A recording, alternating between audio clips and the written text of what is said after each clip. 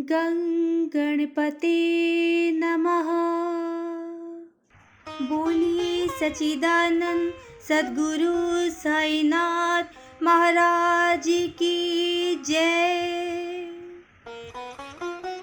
बाबा ने किस प्रकार समाधि ली, इसका वर्णन इस अध्याय में किया गया है। प्रस्तावना। गत अध्यायों की कथाओं से ये स्पष्ट प्रतीत होता है कि गुरु कृपा की केवल एक किरण ही भवसागर के भय से सदा के लिए मुक्त कर देती है तथा मोक्ष का पथ सुगम करके दुख को सुख में परिवर्तित कर देती है। यदि सद्गुरु के मोह विनाशक पूजनीय चरणों का सदैव स्मरण करते रहोगे तो तुम्हारे समस्त कष्टों और भवसागर के दुखों का अंत होकर जन्म मृत्यु के चक्र से छुटकारा हो जाएगा। इसीलिए तो अपने कल्याणार्थ चिंतित हो उन्हें साईं समर्थ के अलौकिक मधुर लीलामृत का पान करना चाहिए। ऐसा करने से उनकी मति शुद्ध हो जाएगी। प्रारंभ में डॉक्टर पंडित का पूजन तथा किस प्रकार उन्होंने बाबा को त्रिपुंड लगाया, इसका उल्लेख मूल्य ग्रंथ में किया गया है। इस प्रसंग का वर्णन 11वें अध्याय में किया जा चुका है, इसलिए यहाँ उसको दोहराना उचित नहीं है। भविष्य की आगाही। पाठकों, आपने अभी तक केवल बाबा के जीवन काल की ही कथाएं सुनी है। अब आप ध्यान पूर्वक बाबा के निर्वाण काल का वर्णन सुनिए। 28 सितंबर सन 1918 को बाबा को साधारण सा ज्वर आया। ये ज्वर 2-3 दिन तक वैसे ही रहा। इसके उपरांत ही बाबा ने भोजन करना बिल्कुल त्याग दिया। इससे उनका शरीर दिन प्रतिदिन क्षीण और दुर्बल होने लगा। 17 दिनों के पश्चात अर्थात 18 अक्टूबर सन 1918 को 2:30 पर उन्होंने अपना शरीर त्याग दिया। यह समय प्रो जी नार्के के तारीख 5/11/1918 के पत्र के अनुसार है, जो उन्होंने दादा साहेब खापर्डे को लिखा था और उस वर्ष की साई लीला पत्रिका के 7-8 पृष्ठ प्रथम वर्ष में प्रकाशित हुआ था। इसके 2 वर्ष पूर्व ही बाबा ने अपने निर्वाण के दिन का संकेत कर दिया था, परंतु उस समय कोई भी समझ ना सका। घटना इस प्रकार है। विजयादशमी के दिन जब लोग संध्या के समय सीमा उल्लंघन से लौट रहे थे तो बाबा सहसा ही क्रोधित हो गए। सिर पर का कपड़ा, कफनी और लंगोटी निकालकर उन्होंने उसके टुकड़े टुकड़े कर जलती हुई धूनी में फेंक दिए। बाबा के द्वारा आहुति प्राप्त कर धूनी द्विगुणित प्रज्वलित होकर चमकने लगी और उससे भी कहीं अधिक बाबा के मुखमंडल की कांति चमक रही थी। वे पूर्ण दिगंबर खड़े थे और उनकी आंखें अंगारे के समान चमक रही थीं। उन्होंने आवेश में आकर उच्च स्वर में कहा कि लोगों, यहाँ आओ, मुझे देखकर पूर्ण निश्चय कर लो कि मैं हिंदू हूँ या मुसलमान। सभी भय से कांप रहे थे। किसी को भी उनके समीप जाने का साहस ना हो रहा था। कुछ समय बीतने के पश्चात उनके भक्त भागोजी सिंधे, जो महारोग से पीड़ित थे, साहस कर बाबा के समीप गए और किसी प्रकार उन्होंने उन्हें लंगोटी बांध दी और उनसे कहा कि बाबा, ये क्या बात है देव, आज दशहरा का त्योहार है। तब उन्होंने जमीन पर सटका पटकते हुए कहा कि ये मेरा सीमोल्लंघन है। लगभग 11 बजे तक भी उनका क्रोध शांत न हुआ और भक्तों को चावड़ी जुलूस निकालने में संदेह होने लगा। 1 घंटे के पश्चात वह अपनी सहज स्थिति में आ गए और सदैव की भांति पोशाक पहनकर चावड़ी जुलूस में सम्मिलित हो गए, जिसका वर्णन पूर्व में ही किया जा चुका है। इस घटना द्वारा बाबा ने इंगित किया कि जीवन रेखा पार करने के लिए दशहरा ही उचित समय है, परंतु उस समय किसी को भी उसका असली अर्थ समझ में ना आया। बाबा ने और भी अन्य संकेत किए जो इस प्रकार है। रामचंद्र दादा पाटिल की मृत्यु टालना। कुछ समय के पश्चात रामचंद्र पाटिल बहुत बीमार हो गए। उन्हें बहुत कष्ट हो रहा था। सब प्रकार के उपचार किए गए, परंतु कोई लाभ ना हुआ और जीवन से हताश होकर वे मृत्यु के अंतिम क्षणों की प्रतीक्षा करने लगे।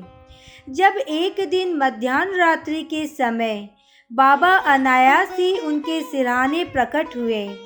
पाटिल उनके चरणों से लिपटकर कहने लगे कि मैंने अपनी जीवन की समस्त आशाएं छोड़ दी है। अब कृपया कर मुझे इतना तो निश्चित बतलाइए कि मेरे प्राण अब कब तक निकलेंगे। दया सिंधु बाबा ने कहा कि घबराओ नहीं, तुम्हारी हुंडी वापस ले ली गई है और तुम शीघ्र ही स्वस्थ हो जाओगे।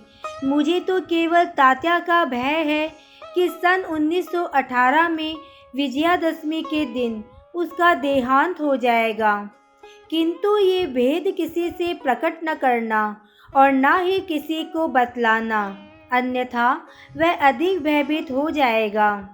रामचंद्र अब पूर्ण स्वस्थ हो गए, परंतु वह तात्या के जीवन के लिए निराश हुए। उन्हें ज्ञात था कि बाबा के शब्द कभी असत्य नहीं निकल सकते और 2 वर्ष के पश्चात ही तात्या इस समय से विदा हो जाएगा। उन्होंने ये भेद बाला सिंपी के अतिरिक्त किसी से भी प्रकट ना किया। केवल 2 ही व्यक्ति रामचंद्र दादा और बाला सिंपी तात्या के जीवन के लिए चिंताग्रस्त और दुखी थे। रामचंद्र ने शैया त्याग दी और वे चलने फिरने लगे। समय तेजी से व्यतीत होने लगा। सन 1840 का भाद्रपद समाप्त होकर अश्विनी मास प्रारंभ होने ही वाला था कि बाबा के वचन पूर्णतः सत्य निकले। तात्या बीमार पड़ गए और उन्होंने चारपाई पकड़ ली। उनकी स्थिति इतनी गंभीर हो गई कि अब वे बाबा के दर्शनों को भी जाने में असमर्थ हो गए। इधर बाबा भी ज्वर से पीड़ित थे। तात्या का पूर्ण विश्वास बाबा पर था और बाबा का भगवान श्री हरि पर, जो उनके संरक्षक थे। तात्या की स्थिति जब और अधिक चिंताजनक हो गई, वह हिलडुल भी नहीं सकता था और सदैव बाबा का ही स्मरण किया करता था। इधर बाबा की भी स्थिति उत्तरोत्तर गंभीर होने लगी। बाबा द्वारा बतलाया हुआ विजयदशमी का दिन भी निकट आ गया। तब रामचंद्र दादा और बाला सिंपी बहुत घबरा गए। उनके शरीर कांप रहे थे, पसीने की धाराएं प्रवाहित हो रही थी कि अब तात्या का अंतिम साथ है। जैसे ही विजयदशमी का दिन आया, तात्या की नाड़ी की गति मंद होने लगी और उसकी मृत्यु सन्निकट दिखलाई देने लगी। उसी समय एक विचित्र घटना घटी। तात्या की मृत्यु टल गई और उसके प्राण बच गए, परंतु उसके स्थान पर बाबा स्वयं प्रस्थान कर गए और ऐसा प्रतीत हुआ जैसे कि परस्पर स्थानांतरण हो गया हो। सभी लोग कहने लगे कि बाबा ने तात्या के लिए प्राण त्यागे। ऐसा उन्होंने क्यों किया, ये वह ही जाने, क्योंकि ये बात हमारी बुद्धि के बाहर की है। ऐसा भी प्रतीत होता है कि बाबा ने अपने अंतिम काल का संकेत तात्या का नाम लेकर ही किया था। दूसरे दिन 16 अक्टूबर को प्रातःकाल बाबा ने दासगणों को पंढरपुर में स्वप्न दिया कि मस्जिद थर्रा करके गिर पड़ी है। शिरडी के प्राय सभी तेली तंबोली मुझे कष्ट देते हैं। इसलिए मैंने अपना स्थान छोड़ दिया है। मैं तुम्हें ये सूचना देने आया हूँ कि कृपया शीघ्र वहाँ जाकर मेरे शरीर पर हर तरह के फूल इकट्ठा कर चढ़ाओ। दासगणों को शिरडी से भी एक पत्र प्राप्त हुआ और वह अपने शिष्यों को साथ लेकर शिरडी आए तथा उन्होंने बाबा की समाधि के समक्ष अखंड कीर्तन और हरि नाम प्रारंभ कर दिया। उन्होंने स्वयं फूलों की माला गूंथी और ईश्वर का नाम लेकर समाधि पर चढ़ाई। बाबा के नाम पर एक बृहद भोज का भी आयोजन किया गया। लक्ष्मीबाई को दान। सीमा उल्लंघन के लिए बाबा द्वारा विजयादशमी का दिन चुना जाना सर्वथा उचित ही है। उसके कुछ दिन पूर्व से ही उन्हें अत्यंत पीड़ा हो रही थी, परंतु आंतरिक रूप में वह पूर्ण सजग थे। अंतिम क्षण के पूर्व वह बिना किसी के सहायता लिए उठकर सीधे बैठ गए और स्वस्थ दिखाई पड़ने लगे। लोगों ने सोचा कि संकट टल गया और अब भय की कोई बात नहीं है, अब वे शीघ्र ही निरोग हो जाएंगे। परंतु वे तो जानते ही थे कि अब मैं शीघ्र ही विदा लेने वाला हूँ, इसलिए उन्होंने लक्ष्मीबाई शिंदे को कुछ दान देने की इच्छा प्रकट की। समस्त प्राणियों में बाबा का निवास। लक्ष्मीबाई एक उचित कुलीन महिला थी। वह मस्जिद में बाबा की दिन रात सेवा किया करती थी। केवल भगत मालसापति, तात्या और लक्ष्मीबाई के अतिरिक्त रात को मस्जिद की सीढ़ियों पर कोई नहीं चढ़ सकता था। एक बार संध्या समय जब बाबा तात्या के साथ मस्जिद में बैठे हुए थे, तभी लक्ष्मीबाई ने आकर उन्हें नमस्कार किया। तब बाबा कहने लगे कि अरे लक्ष्मी, मैं अत्यंत भूखा हूँ। वह ये कहकर लौट पड़ी कि बाबा थोड़ी देर ठहरो, मैं अभी आपके लिए रोटी लेकर आती हूँ। उन्होंने रोटी और साग लाकर बाबा के सामने रख दिया, जो उन्होंने एक भूखे कुत्ते को दे दिया। तब लक्ष्मीबाई कहने लगी, बाबा ये क्या, मैं तो शीघ्र गई और अपने हाथ से आपके लिए रोटी लाई। आपने एक ग्रास भी ग्रहण नहीं किया और कुत्ते के सामने डाल दिया। तब आपने व्यर्थ ही मुझे ये कष्ट क्यों दिया? बाबा ने उत्तर दिया कि व्यर्थ दुख ना करो, कुत्ते की भूख शांत करना मुझे तृप्त करने के बराबर ही है। कुत्ते की भी तो आत्मा है। प्राणी चाहे भले ही भिन्न आकृति प्रकृति का हो, उनमें कोई बोल सकते हैं और कोई मूक है, परंतु भूख सबकी एक सदृश्य ही है। इसे तुम सत्य जानो कि जो भूखों को भोजन कराता है वह यथार्थ में मुझे ही भोजन कराता है। ये एक सत्य है। इस साधारण सी घटना के द्वारा बाबा ने एक महान आध्यात्मिक सत्य की शिक्षा प्रदान की कि बिना किसी की भावनाओं को कष्ट पहुंचाए किस प्रकार उसे नित्य व्यवहार में लाया जा सकता है। इसके पश्चात ही लक्ष्मीबाई उन्हें नित्य ही प्रेम और भक्तिपूर्वक दूध, रोटी व अन्य भोजन देने लगी, जिसे वे स्वीकार कर बड़े चाव से खाते थे। वह उसमें से कुछ खाकर शेष लक्ष्मीबाई के द्वारा ही राधा कृष्ण माई के पास भेज दिया करते थे। इस उच्छिष्ट अन्न को वह प्रसाद स्वरूप समझकर प्रेम पूर्वक पाती थी। इस रोटी की कथा को असंबंध नहीं समझना चाहिए। इससे सिद्ध होता है कि सभी प्राणियों में बाबा का निवास है, जो सर्वव्यापी, जन्म मृत्यु से परे और अमर है। बाबा ने लक्ष्मीबाई की सेवाओं का सदैव स्मरण रखा। बाबा उनको भुला भी कैसे सकते थे। देह त्याग के बिल्कुल पूर्व बाबा ने अपनी जेब में हाथ डाला और पहले उन्होंने लक्ष्मी को 5 रुपए और बाद में 4 रुपए, इस प्रकार कुल 9 रुपए दिए। ये 9 की संख्या इस पुस्तक के अध्याय 21 में वर्णित नव विद्या भक्ति की द्योतक है, अथवा ये सीमा उल्लंघन के समय दी जाने वाली दक्षिणा भी हो सकती है। लक्ष्मीबाई एक सुसंपन्न महिला थी, अतएव उन्हें रुपयों की कोई आवश्यकता नहीं थी। इस कारण संभव है कि बाबा ने उनका ध्यान प्रमुख रूप से श्रीमद् भागवत के स्कंद 11 अध्याय 10 के श्लोक से संग 6 की ओर आकर्षित किया हो, जिसमें उत्कृष्ट कोटि के भक्त के 9 लक्षणों का वर्णन है, जिनमें से पहले 5 और बाद में 4 लक्षणों का क्रमशः प्रथम और द्वितीय चरणों में उल्लेख हुआ है। बाबा ने भी उसी क्रम का पालन किया। केवल 9 रुपए ही नहीं बल्कि 9 के कई गुने रुपए लक्ष्मीबाई के हाथों में आए गए होंगे, किंतु बाबा के द्वारा प्रदत्त ये 9 का उपहार वह महिला सदैव स्मरण रखेगी। अंतिम क्षण। बाबा सदैव सजग और चैतन्य रहते थे और उन्होंने अंतिम समय में भी पूर्ण सावधानी से काम किया।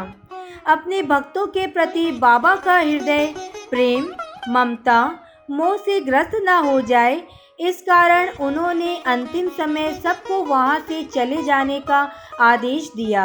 चिंता मग्न काका साहेब दीक्षित, बापू साहेब बूटी और अन्य महानुभाव जो मस्जिद में बाबा की सेवा में उपस्थित थे, उनको भी बाबा ने बाड़ी में जाकर भोजन करके लौट आने को कहा। ऐसी स्थिति में वे बाबा को अकेला छोड़ना तो नहीं चाहते थे, परंतु उनकी आज्ञा का उल्लंघन भी तो नहीं कर सकते थे। इसलिए इच्छा ना होते हुए भी उदास और दुखी हृदय से उन्हें बाड़े को जाना पड़ा। उन्हें विदित था कि बाबा की स्थिति अत्यंत चिंताजनक है और इस प्रकार उन्हें अकेले छोड़ना उचित नहीं है। वे भोजन करने के लिए बैठे तो, परंतु उनका मन कहीं और था। अभी भोजन समाप्त भी ना हो पाया था कि बाबा के नश्वर शरीर त्यागने का समाचार उनके पास पहुंचा और वह अधपेट ही अपनी अपनी थाली छोड़कर मस्जिद की ओर भागे और जाकर देखा कि बाबा सदा के लिए बायाजी आपा कोते की गोद में विश्राम कर रहे हैं। ना वे नीचे लुढ़के और ना सैया पर ही लेटे, अपने ही आसन पर शांतिपूर्वक बैठे हुए, अपने ही हाथों से दान देते हुए उन्होंने ये मानव शरीर त्याग दिया।